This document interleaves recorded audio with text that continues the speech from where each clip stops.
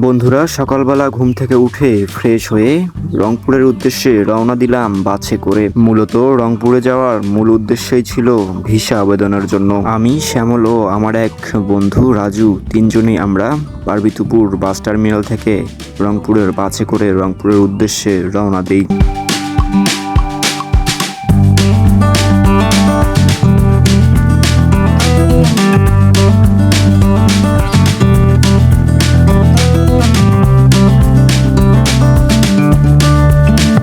Parbatipur bus terminal থেকে বিভাগীয় শহর রংপুরের দূরত্ব 43 কিলোমিটার। আমাদের যাত্রাপথে বাসের ভাড়া ছিল জনপ্রতি 80 টাকা করে। চাইলেই যে কেউ ট্রেনে কিংবা অটোরিকশায় করে পার্বতীপুর থেকে যেতে পারে বিভাগীয় শহর রংপুরে। ট্রেনে করে কেউ যেতে চাইলে রংপুর শহরে পার্বতীপুর রেল স্টেশন থেকে রংপুর রেল স্টেশন অবধি টিকিটের মূল্য ৭০ টাকা।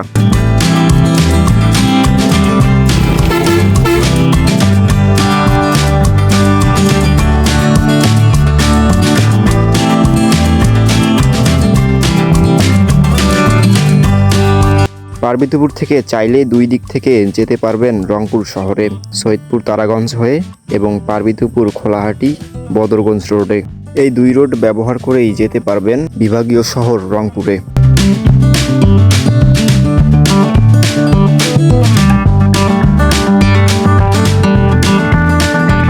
মূলত ভারতীয় ভিসা আবেদনের জন্য রংপুর এবং ঠাকুরগাঁয়ে আবেদন করা যেতে পারে।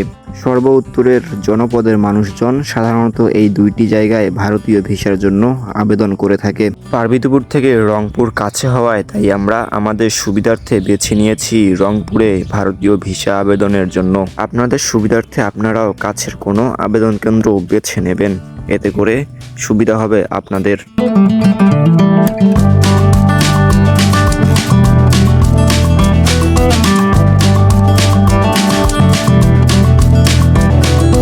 বন্ধুরা, রংপুরের শাপলা চত্বরে বাস থেকে নেমে সেখান থেকে রংপুরের মাহিগঞ্জে ভারতীয় ভিসা আবেদন কেন্দ্রে আমরা এখন যাব। রংপুরের শাপলা চত্বরে বাস থেকে নামার পর সেখানকার যে কোনো অটোরিকশাকে বললেই নিয়ে যাবে ভারতীয় ভিসা আবেদন কেন্দ্র অফিসের। জনপ্রতি ভাড়া পড়বে 15 টাকা করে।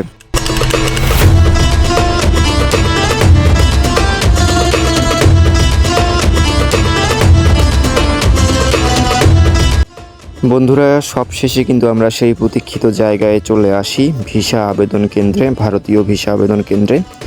এবং এখানে এসে আমরা আমাদের যে পেপারসগুলো ছিল সেগুলো দেখাই। তবে আমাদের যে ভিসা আবেদন দেওয়ার জন্য যে পেপারসগুলো আমাদের প্রয়োজন, সেই পেপারসগুলো আমরা যেখান থেকে ফিল আপ করেছি সেখানে অনেক ভুল ছিল এবং সেই ভুলের জন্যই কিন্তু এই পেপারসগুলো এখানে নেয় না। তো তারপরে আমরা জানতে চেষ্টা করি যে কোন কোন জায়গায় ভুল হয়েছে।